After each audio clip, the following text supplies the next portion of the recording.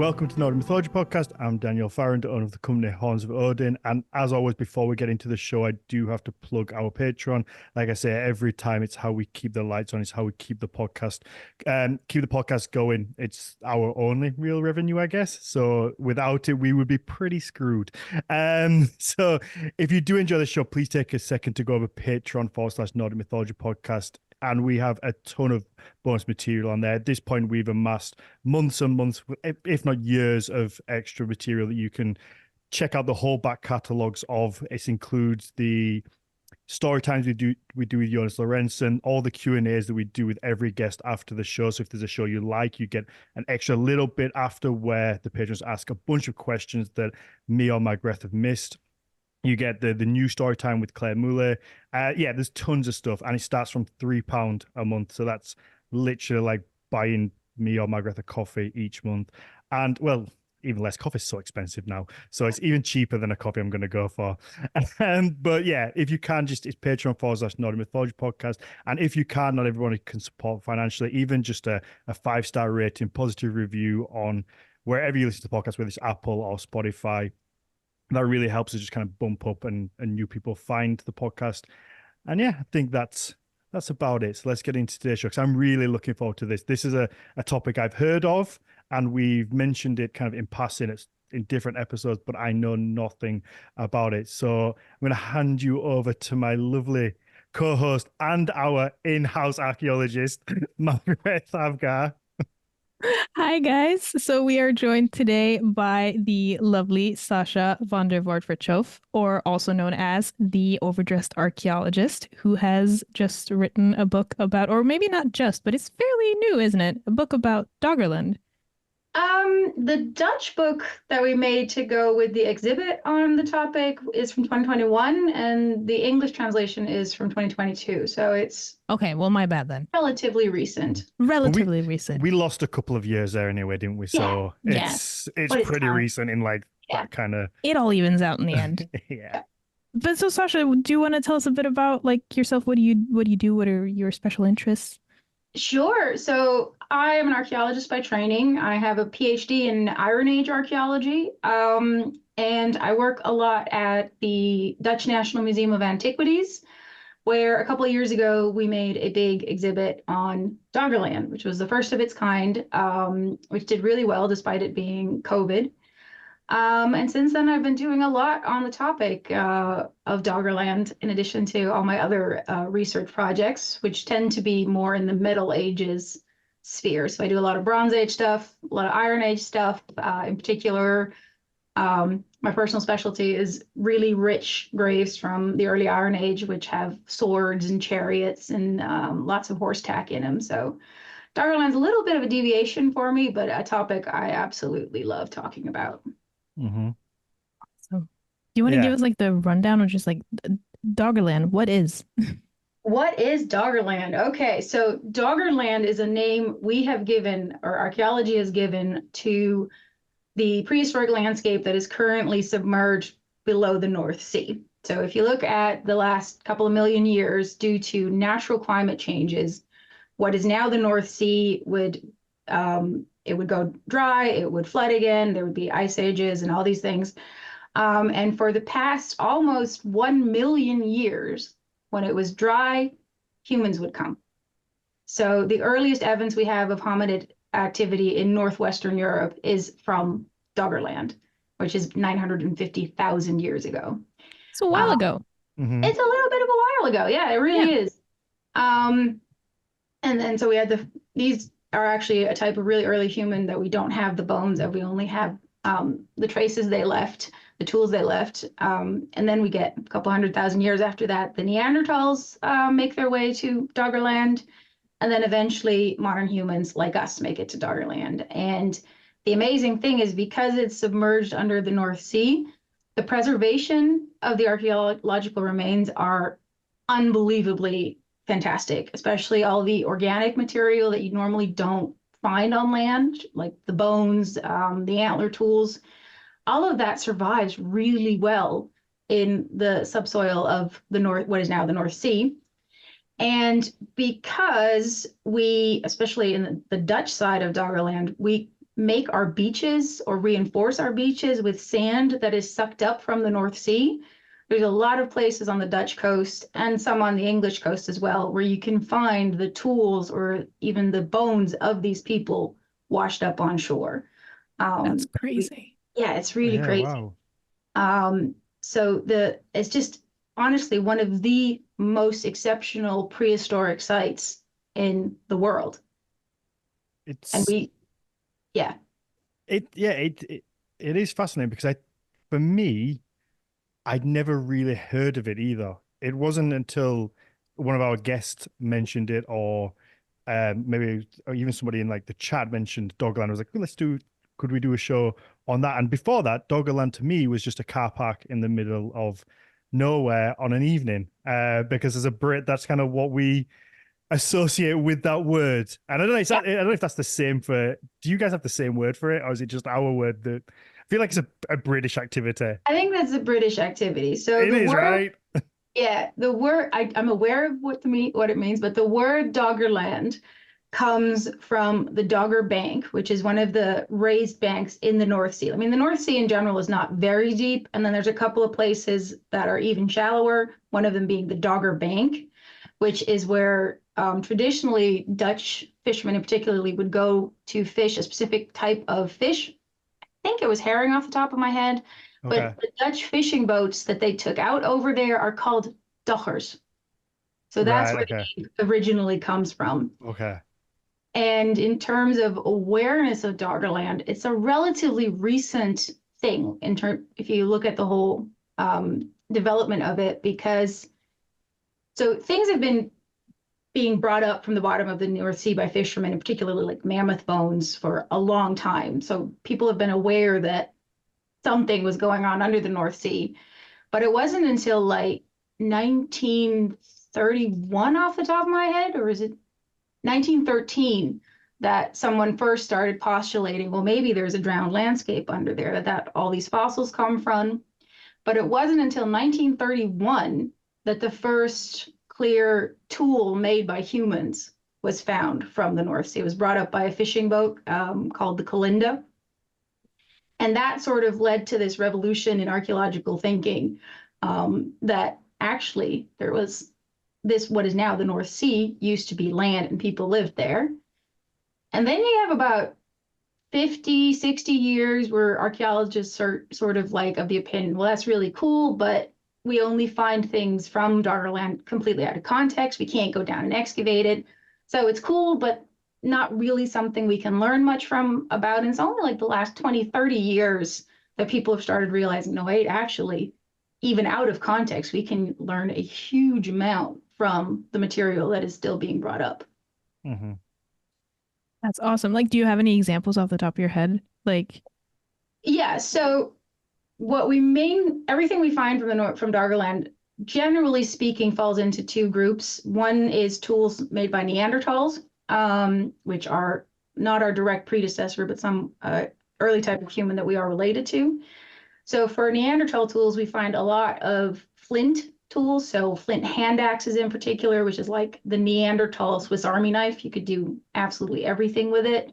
Other kinds of tools. We find a lot of animal bones also from this period, some of them with chop marks.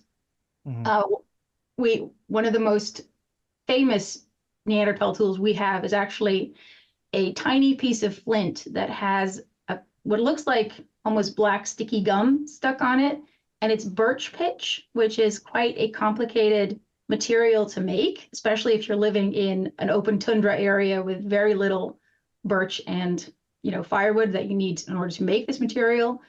And it's one of only 5 Neanderthal tools with birch pitch that have ever been found in Europe. So that really revolutionized sort of our thinking of the technical complexity that these early humans were capable of. What would be the reason for the burnt pitch? For the birch pitch, it's a handle. If you've got a little flint tool and it's kind of sharp and difficult to hold, if you picture glue like a piece of gum that's going to harden out, if you wrap that around one side, it's very comfortable to hold. You can almost cut you, yeah, where they pinched it like a little handle. It could also be to attach it, for example, to a piece of string. A lot of people who live off the land have knives hanging from their bodies just because you need it all the time. Mm-hmm. So there's lots of different reasons to do it. It just doesn't usually survive. And then the other group of finds we get are from people like us. And then the diversity of tools becomes extreme. We get a lot of bone tools, antler tools. We get flint tools that are different than the ones made by Neanderthals. We get a lot of barbed points, so little pieces of bone and antler that have little teeth on them that were used to as the tip of an arrowhead or a spearhead. So people like us would refer to Homo sapiens sapiens. Yes, people like, yeah. And we find hundreds of those. And one of the coolest things I think is that they recently proved that some of them are made from human bone. Oh shit. Wow. Yeah. Okay. So that was kind of definitely oh shit moment. But we also that gets the wheels in my head spinning immediately. I know, right? And they look no different. It was only through like testing that they were able to say, actually, these are not made from animal bone. These are human bones. I guess we couldn't tell whether that's just a resourcefulness or some sort of spiritual ritual type. My immediate question is, do we have any sort of science that could tell us where this is peri or post-mortem? So before or after death? I assume it would be post-mortem, but... I would assume post. I mean, it can't be perimortem because of the way you have to... Yeah. In order to make one of these points using flint tools, you basically take a bone and you cut one side and then on another slide, and then you pop it out, basically. So pretty sure it's post-mortem. I'm pretty sure, yeah. Yeah. That says a lot about your mind, Margrethe. I didn't even think of that. That's the first thing if you find a bone. Are obsessed with violent death. It's a thing. Yeah. Thank you, Sasha. Yeah. It's a weird occupational hazard that you find yourself going, oh, brutally murdered. Awesome. And also like sometimes you're like, oh, these things were or animals or humans were clearly dead before being put here, and then you do some tests and you're like, whoop, never mind. Yeah. Yeah. Okay. No, but speaking of doing things to humans after they die, the other thing that we find that's so amazing about Doggerland is that human bones survive really well, particularly from the Mesolithic. So that's like, think 11 to 6,000 years ago. But old bones. Yeah, human bones, which we don't have pretty much at all from that period on land. They just don't survive in the Dutch soil. So we get a lot of them from the North Sea that we can still do DNA testing on and isotope analysis. Wow. And we find that a remarkable number of the skull fragments have cut marks on them. Probably as a funerary rite, not something awful happening to kill them, but that is part of their funerary habits. So not like because you get is it trepanning? Where you cut a little hole? Yeah, it's not trepanning. Okay. I never knew how to pronounce that. So I'm so glad you're really close though, Dan. Good job. Yeah. I remember that from high school. Don't actually know 100% that I'm certain that I'm saying it right, but I think it's trepanning. I'm gonna go with you. I'm pretty sure it's trepanning because that's how James McAvoy pronounces it in his Dark Materials. Okay, well that is it. Okay. That's a medical thing when you basically take out a piece of skulls in order to relieve the pressure on the brain. What we see on the Doggerland skulls is slices, like they've cut off flesh. Okay. Yeah. Okay. Because I went to a lovely church in the middle of Yorkshire that they had a bout of people who I try to remember now because it was a little bit ago. It's called Warren Percy. And they had a group of people who I'm sure they was either zombies or they thought there was something kind of wrong with these people. So I can't remember whether they buried them and dug them up post and but they basically they mutilated the bones after the fact, and then they cut the bones and they mutilated them, burnt them, and then put them outside of the little village grounds because we don't want whatever this is in here. You go out there now. So it just kind of reminded me of that of this almost mutilation, but it could, like you said, it could be a more of a sacrificial thing, I guess. Well, it's probably not. It's probably a post-mortem thing. So something they did after someone died. So, and in terms of when it was happening, it's over such a long time period and over so many different skulls from different areas that it seems like we're seeing the remains of a cultural custom for something that they did with their dead. And there's a remarkable number of odd and, or to us seeming odd and violent funerary rites around the world, even today, that you think, why are you doing this? So to them, it might have been a very normal way of honoring the dead, but that's what you had to do. It's just what you do, It's what you obviously. do. Have you? I mean, honestly, the way we take somebody who's died and put them in a box and then put them in the ground, it's kind of, every culture has a, to other people, odd way of dealing with the dead. Yeah, absolutely. Have you ever seen the Tibetan sky burials? Yes. Which is we said gruesome earlier. That's like one of the most, on the surface, looks like one of the most barbaric kind of funerals you could give someone. But then the reasoning for it, of this like cycle of life and giving back to the earth, is very kind of wholesome. Yeah, to the people who practice that rite, which I'm probably not going to explain it right, but it involves cutting up people and leaving them out in the sky to get taken apart by vultures, off the top of my head. Yeah. To us, that seems horrifically violent and disrespectful, but to the people who practice that, it's one of the greatest ways to end a life. So it always seems weird to outsiders. Yeah. It's like making sure that you don't have your own, that you're not being like, your interpretation of stuff isn't being overshadowed by your own cultural bias. Yeah. In a sense of like, okay, sure, I have a reaction to this, but I'm going to account for that, but then also, what else could it be? Absolutely. Yeah. So I guess there is no way we could ever really figure out why, because how could we? Yeah. I guess? We can theorize a lot. The fact that we find them a lot on skulls, for example, perhaps they involve scalping was part of the process. We're not really sure, but it happened over thousands of years throughout that whole area. So it's not a one-off thing. It wasn't one way of dealing with like a bad person. To them, that was a very normal way of dealing with the dead, apparently. So we can say that it's, we call it, in Dutch, we'd say a widely carried cultural practice, which doesn't translate very well, but to them, it must have been the most normal thing in the world. Yeah. Do we see it anywhere else?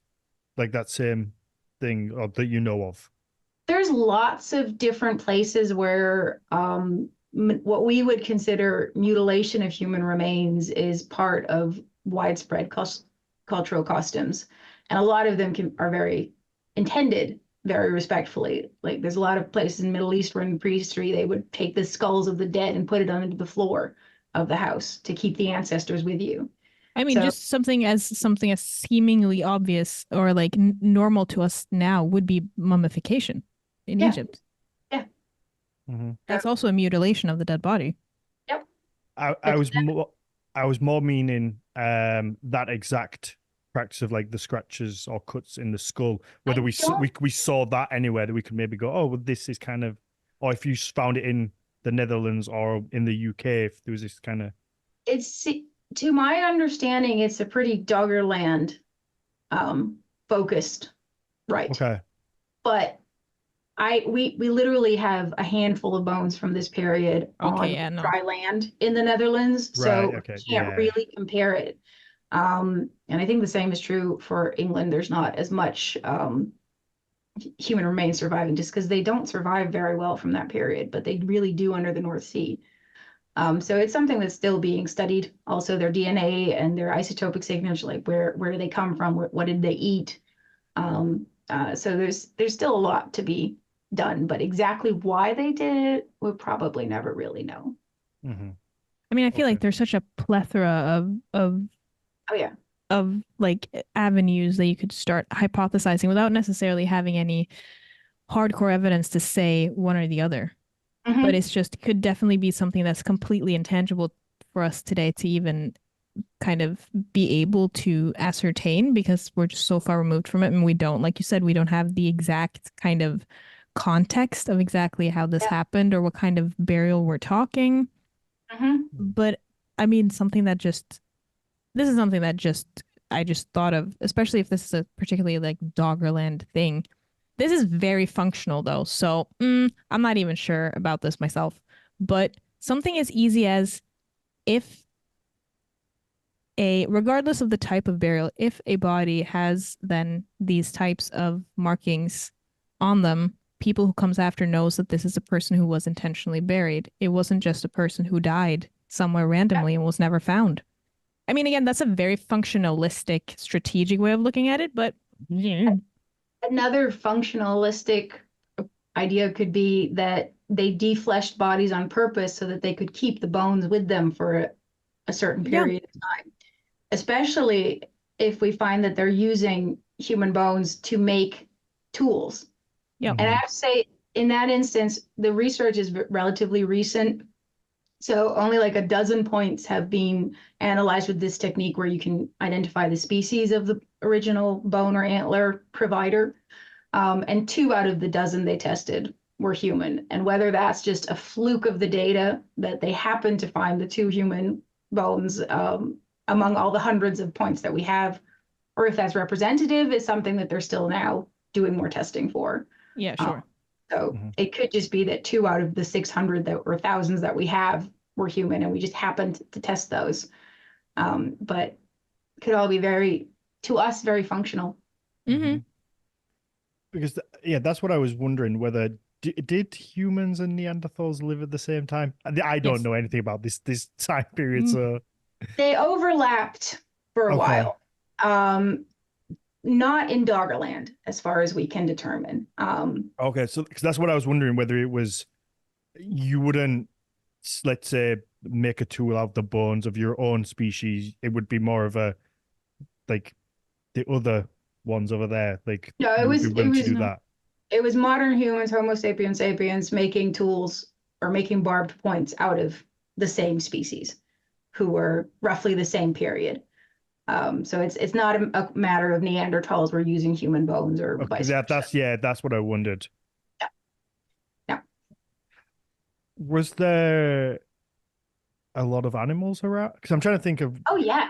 Because I'm thinking it through I guess through like my own cultural lens of like, I'd feel really bad making like something out of like my friend's femur. On the other hand, if you think picture a world where you don't have plastic, you don't have all our metal, you don't have metal, and your raw materials are, wood, stone, flint, bone, and antler. It is the most normal thing of the world to be making tools out of bone and antler. And if you're used to thinking of human bones as being ancestors that are worth keeping with you, that are worth revering, then actually like going out on a hunt with, your uncle's leg could be a wonderful way of having his guidance, for example. I'd be like, at least you were useful in death rather than useless in life. I'd be like, yeah, but it can also be a way of keeping someone's memory with you or harnessing their power, for example. Slain. You could even go in theories like a slain enemy's, bones make the best tools for hunting, for example. There's so many things you could come up with. Yeah. It's all that it's the context, isn't it, and the mindset shift from where we're at today, because it is, it's quite abhorrent to think someone's going to, make something out of another human's bone. But if you can, like you said, you can flip it, and it can be a completely respectful thing. It's like But I can draw a direct parallel, like this bracelet that I'm wearing all the time now is a bracelet that my grandma wore her entire life. She passed away last summer, and I keep this on me now the entire time. Like you could potentially pull like that analogy and be like, it would be the same with the bones.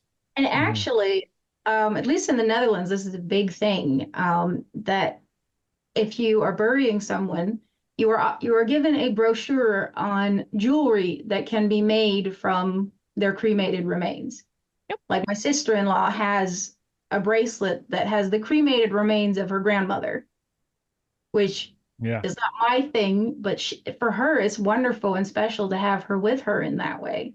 So it's just different way of seeing it. And also, as a society, we have developed this habit of keeping death very far away from us. Yep. You know, if someone dies, we have people to deal with that. We have our funeral as a sort of ceremonial send-off, but we generally don't interact with the body. Mhm. That's something that's from the last 100 years. Before that, death was very common. You know, family members, children, village members. So dealing with dead bodies was a much more normal, almost everyday thing than it is to us. Mhm. Yeah, absolutely. I think for us, as long as it doesn't look like a bone or the person, then it's that hypocrisy, isn't it? Like, because you can make the jewelry, or like people do with diamonds, don't they? And that have that, like a stone made from a you know, a past relative, and because it doesn't look like them anymore, but it's that the significance is there, and that's so much more socially acceptable than, say, my friend Tricky, who was on here, and he did we did a career episode, and he made some little Milners from a human skull that he managed to get hold of, and like he got a little bit of flack for it, but he was like, no, it's like a really cool like thing. And whilst I wasn't like a relative to him, he was like, this is like a part of like, you know, our civilization, and Yeah. but then because people could see kind of what it is, there it's a little bit more, get a little bit more freaked out by it, I guess. Yeah, whereas for example, find bones quite beautiful. Bones don't freak me out, whether they're human or animal, whereas flesh does. Mm-hmm. You know, Okay. if you find a dead seal on the beach, that freaks me out. Skeleton of a seal, awesome. So Okay. it's just I'm very similar. Anything that's like mildly kind of tissue-like, I'm like, oh no. No. I get that, yeah. Yeah, like I also work a lot with bog bodies, which are basically tanned human beings almost in a way. They hit me in the feels way harder than all the human skeletons that I work with. Mm-hmm. It's just a personal thing in that sense. Yeah, I think it probably looks a lot more kind of Yeah, like the person. We should definitely have you back to do an episode on bog bodies as well, sure. and we can chat about that. Oh, bog bodies. Oh, they're amazing. Yeah, go ahead then. No, I was gonna say, like, yeah, back to Doggerland. You briefly touched on like the area, but I think for maybe non-European listeners, like in like a context of like what we would know today, so like England, Netherlands, So like what it would basically, there was land, and it varies through time depending on how the temperature, whether how much of the sea levels are in hidden in the land ice. But it's based pretty much the area connecting what is now the Netherlands with what is now England and Scotland and part of Scandinavia. So, and it's a it big chunk of changes. land then. It was a big chunk of land, and that's one of the things that the press often gets wrong about Doggerland is they describe it as a land bridge to England. No, this was the heart of Mesolithic Europe and Paleolithic Europe for a long, long time. It was a wonderfully rich place to live. It wasn't some, you know, area we have to get through to get to England. This is where people chose to live because there was so much animal life and food and plant life for them to thrive on. Mm-hmm. That's probably an English writer who wrote that. It's No, like, but I've heard the same reference of Doggerland here in Norway, Yeah. that like Doggerland, if Doggerland did exist, it was probably just a transitional area for people to get from one place to another. Because that was actually a question I was going to ask you, that even as an archaeologist myself, I got to admit that my knowledge on Doggerland is sketchy at best. So like my question was that, I mean, you already kind of answered that in what you just said, but that there is evidence for there being kind of not a domesticized way of life necessarily, because then we bring way too many other components into the picture, but that there was prolonged kind of sustained life over time, not just as a pass-through area. No, and one of the important things you can point out in regards to that is that we find evidence of families. So it's not like one of the coolest things come out of Doggerland, one of the oldest things, was found near Haysborough, which is on the English coast. And in what is now the beach was almost 1 million years ago an estuary. and they found the footprints of a family. Wow. So what seems to be several adults, men or women, they don't know, but more than one adult and children walking through this estuary. That's insane. It's Wow. absolutely insane. You can look up the picture if you look up Haysboro, which is spelled basically, if you were to say it, Happisburg. And there's sites nearby. Those English spellings. The first time I had to give it in a lecture in English, I was saying Happisburg, and somebody pointed out, yeah, that's Haysboro. Okay, moving on. We spell borough at like 3 or 4 different ways as well. We have like a few different boroughs. You can see, you got like Edinburgh, which is like Brugh, and then you have Brough. Like it's a whole minefield. Our language is a mess. Dutch is relatively to the point in that sense, but at the same area, they've also done excavations and they found flint tools and butchered animals and all that thing. So that is very clear evidence that we're dealing with people who lived here. It wasn't like a hunting party that set out from the south where it's all nice and warm and ventured up into this land just to get food. It was families. And we find evidence of that for all the periods that there is human habitation. That is awesome. Yeah. That is so awesome. Yeah. It also doesn't make sense as to why it would only be a passing through point. Because the people who were there wouldn't know that in the future there's going to be just the UK and like the Netherlands and Denmark. That's a good point. So they wouldn't just be like, oh shit, we better get over there because this little bit of land we're on at some point in the future is going to be underwater. Like it just wouldn't make sense as like for them not to settle there. If they could live there and they were habitable land, then why would they not? And that's actually for the majority of the time that people lived in Doggerland, that was certainly true. But then when you get into the last couple thousand years that it was still land, it was actually started to drown at a rate that would be in living memory. Like, grandpa used to hunt there, but that's a bog now. So in that sense, there would have been at some point in the drowning of Doggerland and an awareness that land was disappearing. And then they're like, shit, let's get over there. I think probably there wasn't as much of a panic moment because they're used to a changing landscape. These were not people settled down. These were hunter-gatherers on the move. So they were used to landscapes changing as they moved through it. So I don't think I'm sure it would have been concerning, but I don't know that it would have been. And it's such a big area that it's not like they would even necessarily know what was like it's not like just over there and it's like, oh, we'll just pop over to England. So like it's a long way. It's a big area and you would probably just like stay around a similar sort of area and like move, but you wouldn't be moving too far, I guess. Well, we actually think they moved. They did quite a bit of moving because they would be following different, depending on the species, different herds of animals. Okay. Like we know that the last phase of the Mesolithic, there were a lot of following specific herds through the landscape, which depending on how cold or how warm it was, might be moving to different areas. So they were relatively mobile. Even actually for Neanderthals, we have evidence of this. If we look at, for example, there's a hand axe and some other tools from the Neanderthal period that are made of something called Wummersum quartzite, which is a stone like flint, but it's different. It's kind of sparkly.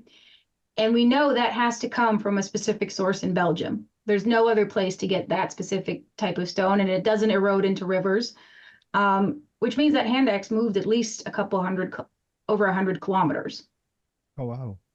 Carried by a Neanderthal. But I think that's also like something kind of similar to the way that we think about think about and deal with dead bodies today, which is so dramatically different. I think also just the way that we, regardless of how outdoorsy you are as a person today, we live lives that are much more still in a way. I know people are probably going to get up in my face about this, but at the same time, like there's one thing about like being out and about a lot today. But we are used to the notion of having a homestead, of having one place, whether it's just a room or a cabin or whether it's a whole house or an apartment. of having like this one place where we're from, or that we moved to, and now we've decided to be here, regardless of whether we're out and about like 24/7 every single day of the year, compared to not having that, the mentality being different, that there isn't one place that you belong to, but it's perhaps instead a group of people that you belong to, and that group of Yeah. people is continuously on the move because that's just what you do. So I think the way that you navigate and interpret and understand the landscape is almost mind-bogglingly different to how we Yeah, do today. they've actually done studies of that in the past in anthropology where they ask people to draw a map of the world they live in. And people who are sedentary will start the map at their house, and then it Okay. will get bigger and bigger. A lot of the hunter-gatherer peoples, if they were asked to draw a map in the sand, they would start with the rivers. Okay. That's one of the most important things to keep an eye That, on while you're yeah, moving the landscape is to have water. So it's your how life. you think of the world is very different. And also, um, we are used to a society of images. We are absolutely inundated with pictures and maps and videos and all the time, all the time. That wasn't true in prehistory. You know, they did do figurative art, but drawing and picturing things was totally different. So their mindset was just absolutely so different than ours, and yet recognizably very similar to us in certain ways. We know they made art. Some of the oldest art from the Netherlands comes from the North Sea. Wow. Which is off the top of my head 14,000 years, 14,000 BC. What is Yeah, it so of? 16,000 years ago then. Yeah, about 16,000 years. It's a piece of bison bone that has actually this carved decoration on it, which is just a line of zigzaggy patterns Oh, nice. etched in with flint. Um, we have no idea what it was because the bone itself is broken. It doesn't have any clear workings that it's a tool in any way. It was just smoothed out. These lines were carved on it. They were probably rubbed with ochre originally, and so it's art. Wow. But yeah, I mean, everybody gets some like downtime, I guess, and they just would Yeah, draw things and doodle and sketch. They're human beings at the end of the day, and we forget that, I think. yeah, and I think there's people who like to make art, and there's people who don't make art, and I think we also forget how much time they would have spent like in the evening around the fire. If you have nice tools and you're used to making all your own stuff, it's very natural to start decorating them. You know, the I, same way we put patches on coats or Mhm. decorate our bags. It's a very human thing to do. Yeah, Yeah, I or think kids draw on furniture. Like, yeah. Yep. But I think just leave anybody or like anybody who is certainly has like any sort of creative aspect to them, like alone with like anything like a pen or like and a piece of paper. You're just gonna start to sketch. I do when I'm just if I have a pen in my hand and a little piece of paper, I could be Yep. on the phone or I could be working and I'll just start to doodle. And I've joked on here many times how men always will just doodle dicks. Like if we get a pen and a piece of paper, like that's just what men do. We just draw little willies. And I don't Yeah. know But that why. is that's culturally taught that you should be doodling dicks. thank you, Yeah. Sasha. Yeah. We've been through this point so many That's times. that's all All we men do this. All oh, men are always like this. that's what we just draw. It's just what we do. But I It's a think yeah, cultural thing, Dan. if any yeah. But yeah, just if you get given anything, even if it's not, if I didn't have a pen, if I had like a knife or whatever, I'd start to cut into Mhm. something. I find myself doing it regardless if I like, particularly me because I can't sit still. I always have to be doing something. So if Yeah. I'm in a position where I have to sit still, whether it's like something not necessarily like this, but like Margrethe is here like crocheting, Yeah. because we're sat here in a thing and she likes to keep her hands busy. It Or either be like this or me biting my nails or something. Like I have to do yeah, Yeah. something. so It's it's also like natural. I fold origami things all the time. If there's loose paper around me, there little birds appear just because it's the thing I do apparently. So I think it's a very, very human thing to do. Yeah, absolutely. You said something interesting earlier about you said if quoting like other people if Doggerland existed. Is there other people who That was me who said that, by the way. I think was just it? not to put Sasha in a tough spot. I'm pretty sure it existed. No, not you. I thought you like quoted, you were like quoting like reporters like when they were saying about it being like this middle land. So I was saying like, Yeah. are there people who question its existence? Well, there's people who question everything any archaeologist has said ever on the planet. Okay. There's always someone who's going Word. to have something you say. I think, excluding the wackadoodles, there's no doubt that something is going on, that there is a landscape underneath the North Sea, that it was dry at some point. Anybody who has any respect for science accepts this. What sometimes happens though is people use it as in defense of climate change, current Ooh. modern human caused climate change. We're fucking up the planet. Mhm. And then they go, it happened in prehistory, so we don't have to stop driving our giant cars at all. That's honestly the worst pressy thing that I've seen people do. Okay. But it's so overwhelmingly clear that there is archaeology underneath the North Sea. I mean, fishermen are pulling up mammoth skulls. There's people out. And that's one of the things we haven't really touched up a lot on yet, which is actually the coolest thing of Doggerland, aside from the archaeology, is that we have literally hundreds of people who are not archaeologists out on the beaches collecting the material from Doggerland. People have turned this into their hobby. They go out with the dogs, or they go out once a week, or they go on an outing with their kids. And you can just trip over a skull. You can find a Neanderthal bone, which is very rare. We only have one Neanderthal itself, but people go out and come home with a hand axe and they start their collections. And actually, we collaborate with them a lot because we need the stuff they find. Mhm. Archaeologists don't have the time to go on every single beach every time the tide comes in or goes out. And people, just wonderful people who go out every day to collect these things, and they find the most amazing stuff, and they're so knowledgeable. Some of them are pretty much archaeologists in their own right at this point, and they just find the most amazing things. That's so fascinating, your outlook, because I feel like there's a lot of archaeologists who really despise metal detectorists, and they have like a really negative mindset on it of like how they can be taking things out of context, and they're kind of getting into it. And it seems like maybe you're the opposite. Yes and no. So the thing with metal detectorists is that not all of them, but there are many metal detectorists who are just out to find treasure, rip it from the ground.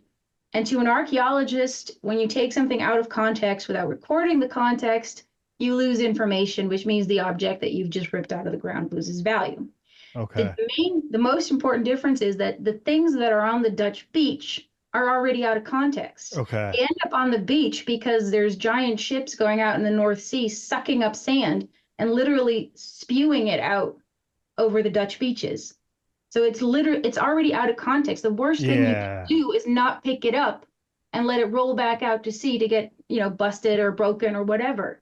Mm-hmm. So we try to train and teach and explain to the beachcombers that the more you record about where you find it and when you find it, the more we can learn. Sometimes we find that if a beach has just been supplemented, like they've just reinforced it with a new batch of sand, if we see one specific period all of a sudden popping up among the finds, then sometimes we can trace that sand supplementation, makes more sense in Dutch, but that sand deposit out to where they sucked it up from the North Sea. Mm-hmm. In which case we can protect the archaeology in situ to prevent people from, fishing and building windmills and all that stuff in that specific area. Wow. Like, do you get, are most people quite forthcoming with their finds? Because I always wonder this when it comes to what people find, whether they just keep it at home and it's like, I found this cool thing, or do they understand the historical importance? the vast majority is so knowledgeable and so willing to work with the scientists. It's absolutely wonderful that many of them are true citizen scientists. Oh, wow. Okay. Who do wonderful things, and they're happy to also I mean, for the exhibit we made, we had, and also in the book, there's stories written by beachcombers of how they got into it, what do they like and stuff. And they will lend us material for studies. Often they'll even let us sample things, which means, destroying part of the artifact in order to date it or to do DNA analysis and all these things. They're absolutely wonderful, the vast majority of them. I think obviously there's some who don't want anything to do with scientists, or some who maybe have had a bad experience with one specific archaeologist and therefore don't want to do it. But overall, they're wonderful. And we also, the museum I also work at, which is the Dutch National Museum of Antiquities, we've been gifted a ton of collections from, people, especially there was one beach that was constructed in the 80s, which is sort of where the first Doggerland things really started to be found, which was the Maasvlakte one. And the men, mostly men who beachcombed there, are now retired. They're getting to the point where their kids are like, Dad, I don't want all these little bits of rock you've got there. Do something with them. Yeah. And they gift them to our museum, which is wonderful, because we can use them on displays. We can have them studied. We can learn so much from it, which is why we spent so much time also in the exhibit and in the book of giving credit where credit is due. Doggerland research would be impossible without these beachcombers. Oh, that's lovely. Do you think people maybe are more forthcoming because the items aren't like intrinsically valuable? As in, maybe say if like people were finding gold coins or silver coins, maybe like in the UK, I'm just thinking from like a UK stance, people might then be less likely to come forward because the government would probably be like, that's ours. Like, we're taking that. Thank you very much. Yeah, so I think there is a difference in the sense that the laws are very different here in the Netherlands than they are in the UK, but by Dutch law, we can't take your flint tools or your bone points. There's no law that allows us to take that from you. If you metal detect within the confines of the law and you find a huge hoard of gold, you can be required to sell it to the government or to the museums or whatever. So there is a difference in that.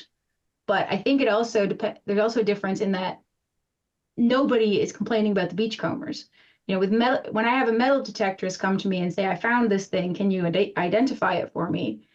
I have to sort of go on this weird sort of first date thing where I have to figure out, are you a good metal detectorist who loves archaeology, loves history, and wants to contribute to our knowledge of the past? Or are you a metal detectorist who's out there destroying archaeology for personal gain? Who just wants to know how much it's worth and then sell it on? So I have to do this judgment call on the person. The beachcombers, they can't do it wrong. They can do it really good or okay. Like,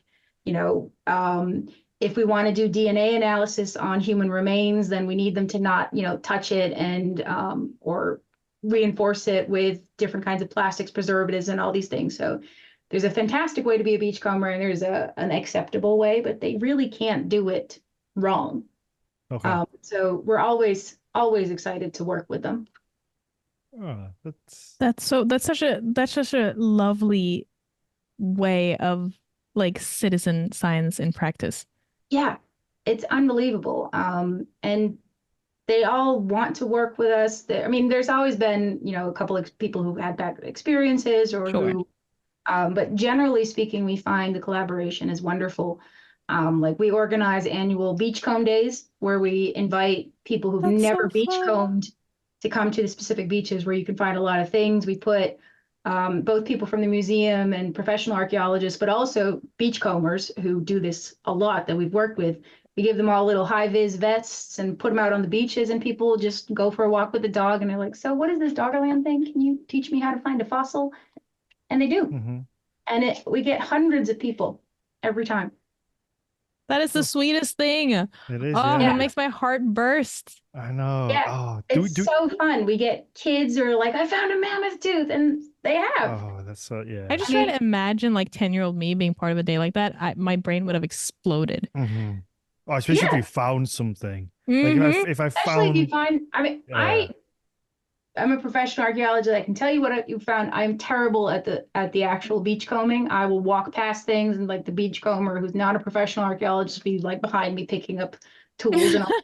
Like I don't know, but I remember like I found this, which is a rib bone of a what's in Dutch called a steppenwies, like a giant prehistoric cow, and it was like under the water, under the ocean. It was like a tiny bit sticking out, and I pulled it out. It just kept going. It was amazing.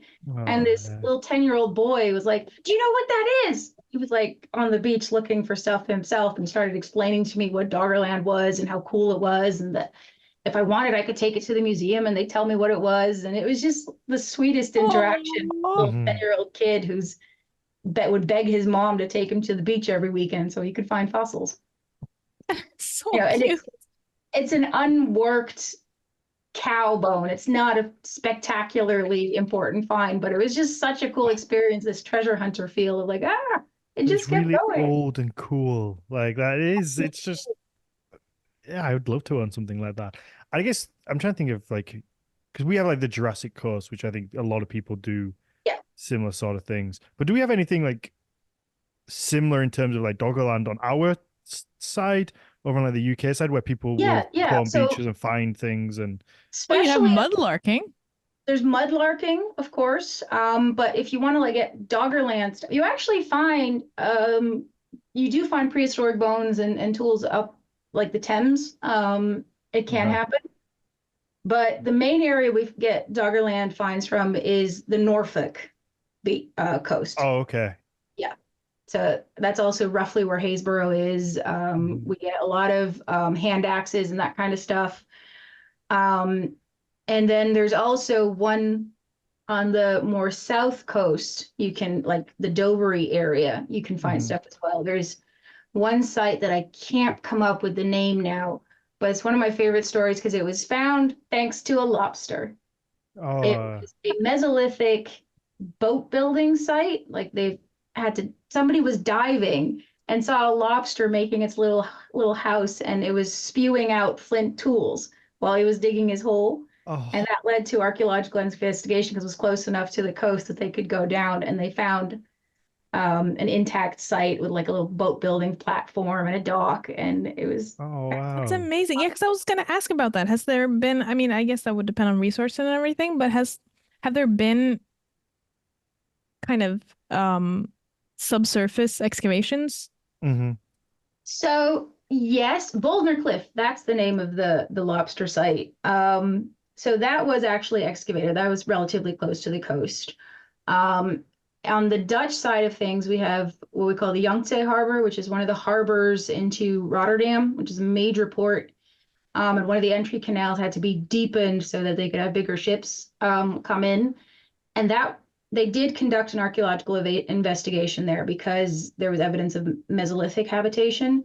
But it was too deep to actually like go down and dig for yourself. So what they did was they used a giant grabby thing on a giant, can't come up with the word, big metal construction that drops Like something, excavator thing? Hmm. excavator type thing. Like a big claw type thing, Like a big claw type thing. They take giant, like out of Toy Story, where like they drop the things basically, together, basically Toy Story little and they gravity stick machine. them.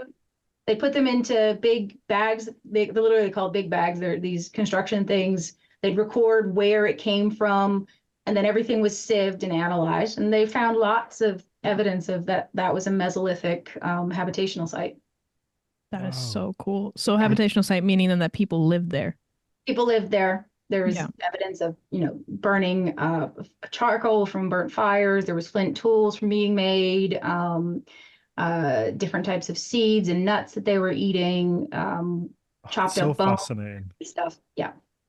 It is absolutely fascinating, and I, the fact that we found so much just from like normal activities, things been just shows how much there must be down there. And I assume everything. It seems as though a lot of the stuff that you're finding on like the Netherlands side is because of these ships that are making the helping with the beaches, and it's so I imagine that's quite close to the coast. Has anybody managed to do anything like out in the middle Because obviously, if there's this stuff really close, so much stuff, it seems like really close to the coast on both sides. What about like that whole middle area must be So untouched? no, Okay. because the reason we find so much on the Dutch beaches is because, Dutch are very industrious people. We're basically half our country is subject to ending up like Doggerland. So what they do is they go out in the North Sea, suck up sand, and then literally spew it. They have these boats that literally like spew it out over the beaches. And in certain areas, like there's one near The Hague and there's one near Rotterdam, the entire beach did not exist until it was made entirely with sea Okay. from the North Sea. Okay. So I was kind of assuming Um, that these ships would be quite close to the coast and like spewing it. I didn't know how far out they it's went. different areas. Like you also get gravel deposit. There's a lot of gravel harvesting from the North Sea, and there's a famous case of a guy who was allowed to search a gravel whole processing plant, I guess you'd call it, in the Netherlands. And he found like 40 hand axes, so Neanderthal tools, and they were able to trace it back to an area off the Norfolk coast. And then they stopped any industrial work there to protect the archaeology that was there. So it's pretty much everywhere. We just find it in different places depending on where the sand has been harvested. Mhm. I bet those companies absolutely hate it. Yeah, As there's a that you're not allowed. There was a couple of guys who these are some of the men who are now I know who are now retired and have been gifting us their collections who used to do this in the 80s and 90s, and you're not allowed to do it anymore for legal reasons. Ensure like they can't ensure the safety of the beach of the person searching, but it's not in their best interest to have their harvesting or processing rights denied because there's archaeology in it. yeah, yeah, yeah, exactly. If they really won't want somebody to find something and just stop them being able to Yeah, do their thing, make their money, yeah. which is disappointing.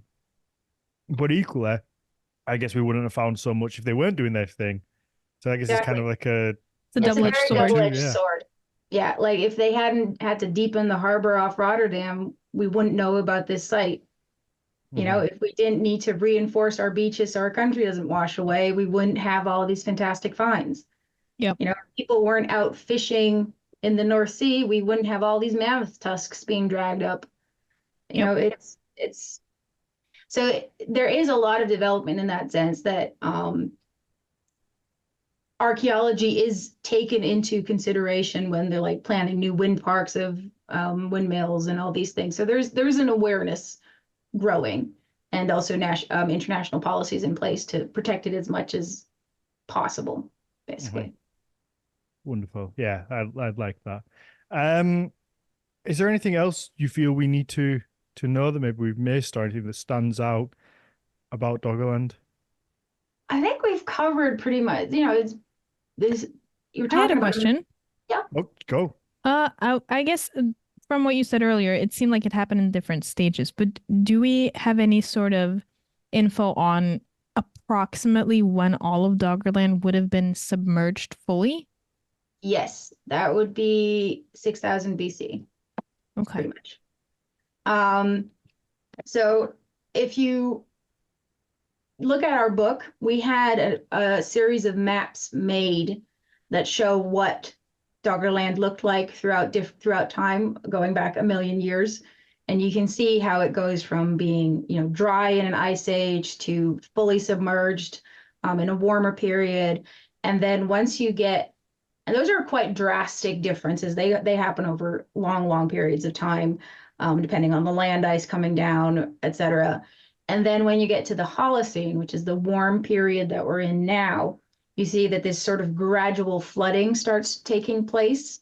At some point, helped along by a tsunami that occurred because of it's called the Storegga slide, basically a big bunch of it's an avalanche into the ocean off of Norway, and that caused a tsunami that probably was the beginning of the end for Doggerland.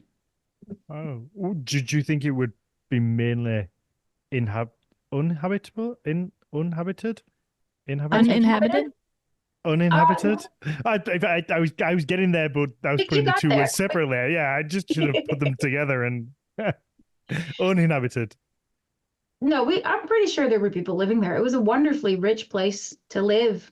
So I mean, we've never found somebody who was killed by a tsunami, but I would be surprised if people didn't end up under the tsunami, for sure. And also, like, unless they felt like the tremors, but if it was an avalanche, how would they feel tremors?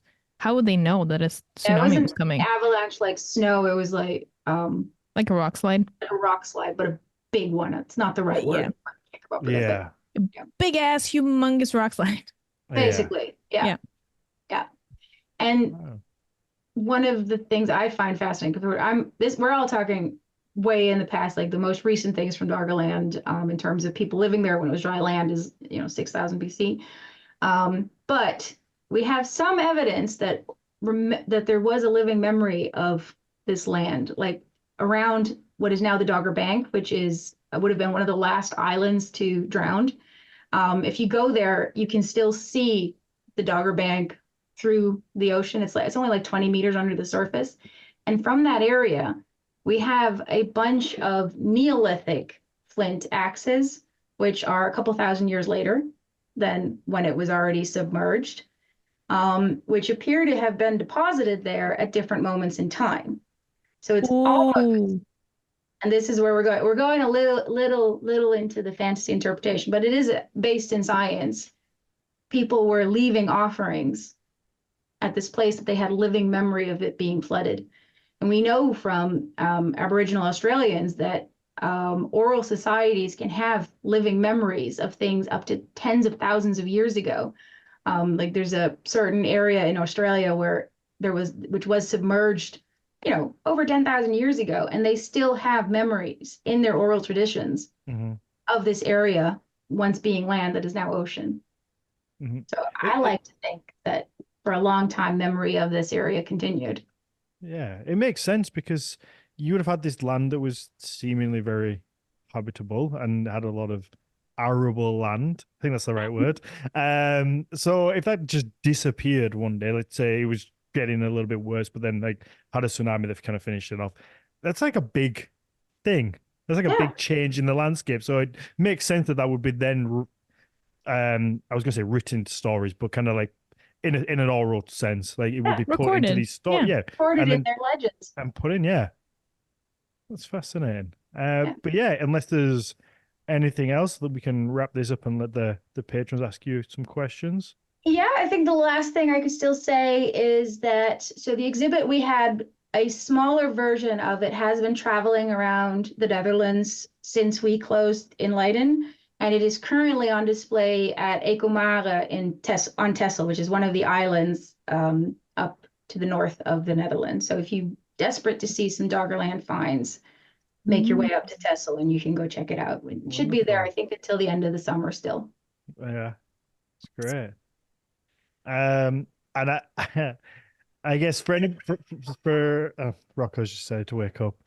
For anyone that was unsure what I was referring to earlier, when it comes to like the British kind of version of Doggerland, I know that I think if you just put your phone on in private browser and then just type in Dogger, you'll find out what I was meaning.